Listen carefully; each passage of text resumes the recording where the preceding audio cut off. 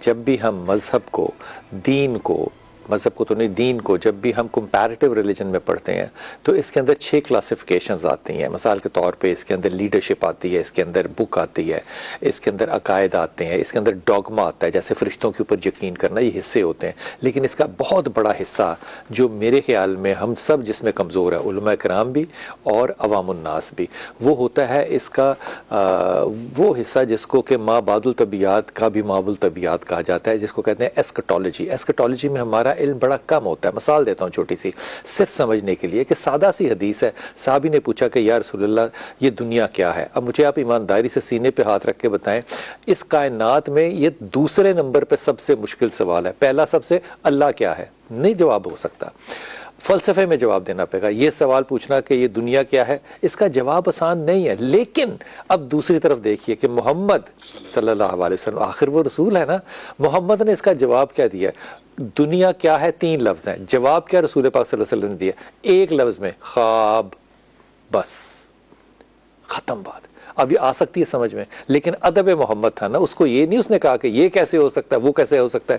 ہماری طرح کا طالب علم تو نہیں تھا نا، وہ صحابی تھے، صحابی رسول پاک صلی اللہ علیہ وسلم کے ساتھ جا رہے ہیں. انہوں نے کہا یا رسول اللہ میرے جو تلوار پہ جہاد کا خون لگا ہوا ہے، میرا جو سایہ ہے، وہ جو سورج کی تپش ہے، چند مثالیں دے کے اس نے کہا یہ سب خواب ہے. تو یہ فرمائیے کہ پھر حقیقت کیا ہے؟ کیا خوبصورت صحابی، خدا کی قسم. اللہ کے رسول نے کہا جب قبر میں لیٹو گے اور شام کو نماز کے بعد تمہاری آنکھ کھولی جائے گی، وہ جو تمہاری قبر میں آنکھ کھولی جائے گی نا، حقیقت تب شروع ہوگی. اب آپ یہ سوچ سکتے ہیں کہ قبر میں جانا ہے اور آنکھ کھولنا ہے. آپ کا پرابلم یہ ہوگا کہ جی آنکھ سچی مچی کھولنی ہے کہ یہ روحانی طور پہ کھولنی ہے، یہ مسائل ہوں گے نا. اس صحابی نے آگے بات نہیں پوچھی، جب نبی نے کہہ دیا نا قبر میں جانا اور آنکھ کھولنی ہے، اس کے لیے یہ انف تھا، اینڈ دیٹ واز اٹ. اب اس حدیث کو بھی، سادہ سی حدیث کے 2 سوال ہیں، 2 اس کے جوابات ہیں. وہ شخص نہیں سمجھ سکتا جس نے زندگی میں فلسفے کو یا ما بعد الطبیعات کو نہیں پڑھا ہوا. اس لیے ہم اپنی مجبوری کو اگر اپنا علم بنا لیں تو پھر علماء سے اختلاف کرنا جو ہے وہ ہم اپنا حق سمجھتے ہیں، جس طرح کہ میں سمجھتا ہوں کہ میرا حق ہے کہ میں لڑوں. بنیادی طور پہ یہ علم کا گیپ ہوتا ہے. لیکن یہ معاملہ جو ہے یہ ضرور ڈسکس کرنا چاہیے ہمیں، روحانی طور پہ بھی اور عقلی شعوری طور پہ بھی. روحانیت میں بھی خیر عقل اور شعور ہے کہ روح آخر چیز ہے کیا. مختلف احادیث پڑھیں تو 120 یا 40 دن میں روح اللہ تعالیٰ پھونک دیتا ہے، رحم کے اوپر فرشتہ بیٹھتا ہے، وہ لکھاتا ہے، اللہ لکھاتا ہے اور وہ لکھتا ہے. اسی پہ اللہ نے کہا ہے کہ تمہیں نہیں پتا کہ ماں کے پیٹ میں کیا ہے، کیونکہ اللہ نے لکھا ہے. ہم نے سوچا تھا کہ اس کو جینڈر سے ایسوسیٹ کرتے ہیں، پھر ہمیں سمجھایا گیا کہ نہیں بھائی یہ جینڈر ایسوسیشن نہیں ہے، یہ وہ ہے جو کہ اللہ نے لکھایا ہے. اس موضوع پہ بات کریں گے. آخر جانداروں کے اندر جو روح ہے اس کی حقیقت ہے کیا؟ انتہائی محترم آج پہلی دفعہ تشریف لائے ہیں ہمارے پروگرام میں، پہلے کبھی تشریف نہیں لائے، آج پہلی دفعہ آئے ہیں. صدر جمعیت اہل حدیث پاکستان.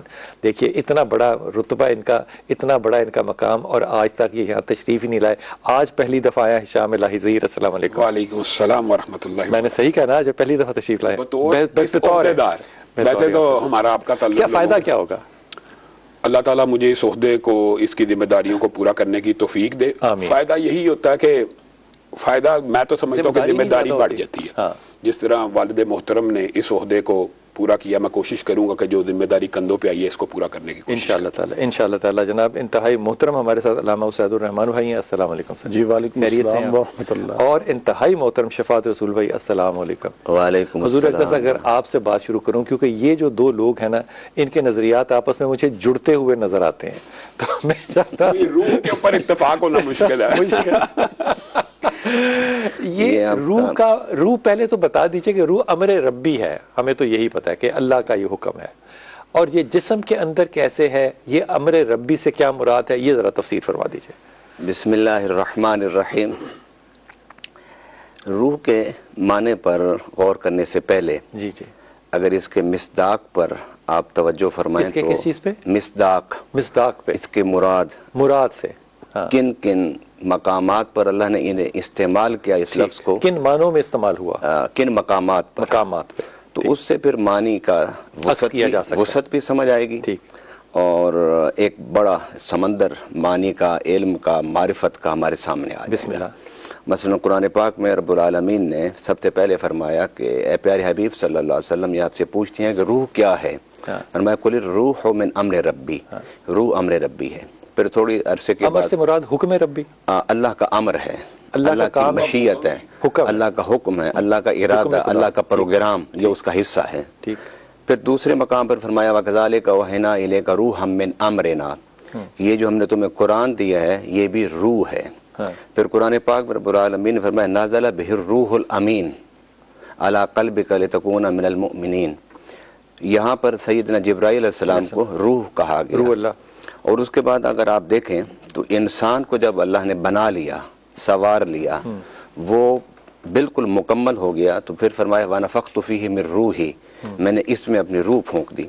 پھر اس کے ساتھ اگر آپ دیکھیں تو قرآن پاک میں اللہ تعالیٰ نے اس میں حضرت بی بی مریم کے بارے میں بھی فرمایا فَنَفَخْنَا فِيهِ مِن رُوحِنَا، کہ ہم نے اس میں اپنے روح کو پھونک دیا۔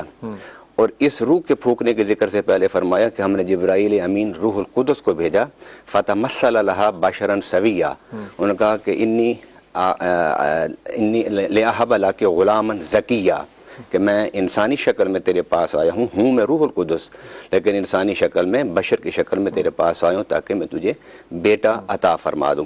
اسی طریقے سے اب اسی لفظ روح کو حضرت عیسیٰ علیہ السلام کے لیے بھی استعمال کیا گیا، روح اللہ مشہور آپ کا لقب ہے۔ اور آسان نہ کرنا آپ میرے لیے، وہ بات مشکل سے مشکل ہوتی چلی جا رہی ہے، تو آپ نے فرمایا نا کہ ہم نے کچھ اختلافی باتیں بھی کرنی ہیں، اور وہ اس لیے وہ اس معنی میں کہ اختلاف علماء امتی رحمتن، کہ اگر علماء تحقیق، تدقیق اور حق تک پہنچنے کے لیے، مسالک کے تحفظ کے لیے نہیں، حق تک پہنچنے کے لیے اگر اختلاف کرتے ہیں تو یہ اختلاف تھوڑی ہوتا ہے، وہ اختلاف جو ہے وہ امت کے لیے رحمت ہے۔ آج اختلاف نہیں ہوتے، آج جھگڑے ہوتے ہیں، اس لیے امت روح پر ہی رہتے ہیں۔ یہ تو موضوع ہی لگ گیا نا جس پہ آپ ابھی میں وہی بات کر رہا ہوں کہ اختلاف، کیونکہ اختلاف سے ہی حقیقت تک بندہ پہنچتا ہے، اختلاف سے ہی لوگوں میں مختلف ذہنوں میں باتیں آتی ہیں۔ اب ان ساری آیات کو اگر آپ اکٹھا کریں تو حضرت جبرائیل بھی روح، انسان کے اندر بھی روح، حضرت بی بی مریم کے اندر بھی اللہ نے روح پھونکی، پھر اس کے بعد حضرت عیسیٰ میں بھی روح، پھر قرآن کو بھی روح کہا گیا، پھر روح کو امر ربی کہا گیا۔ یہ اتنے سارے معنی کو اگر آپ سامنے رکھیں تو اس پر جب آپ گفتگو کریں گے تو اس سے معلوم یہ ہوتا ہے کہ روح ایک ایسی عطا ہے رب کی، اور ایک اتنی لطیف عطا ہے، ایک اتنی باریک عطا ہے، اتنی نفیس اللہ کی عطا ہے کہ جس کو لفظوں میں بیان کرنا شاید ہمارے لیے ممکن نہ ہو، اور رب لفظوں میں ہمیں سمجھا نہ سکے، کیونکہ انسان کے علم کی، عقل کی، ارتقاء کی ایک وقت ہوتا ہے، ایک زمانہ ہوتا ہے۔ مثلا آج سے اگر آپ 50 سال پہلے آدمی کو زندہ کر کے بٹھا دیں اور اسے آپ دے دیں آج کا موبائل فون، جس میں آپ بتائیں کہ ہم نے آواز کو بھی کیچ کر لیا ہے، آواز کے ساتھ تصویر کو بھی کیچ کر لیا، اور اس کو آپ دکھائیں تو 50 سال پہلے کا انسان ان حقیقتوں کو سمجھ نہیں پائے گا۔ اس کا مطلب یہ پھر ہمارے علم کی کمی ہوئی، علم کی کمی ہے۔ دیکھیں انسان کی ایک عہد طفولیت ہوتا ہے، بچپنا ہوتا ہے، ایک انسان کی عہد شباب ہوتا ہے، ایک انسان تو عہد شباب آیا نہیں علمی طور پہ ہمارا، انسان نے بڑی ترقی کی ہے علم میں۔ اب آپ دیکھیے کہ انسان روح کے معاملے میں مطلب شباب نہیں آیا ہمارا، یقیناً ابھی وہ نہیں آیا۔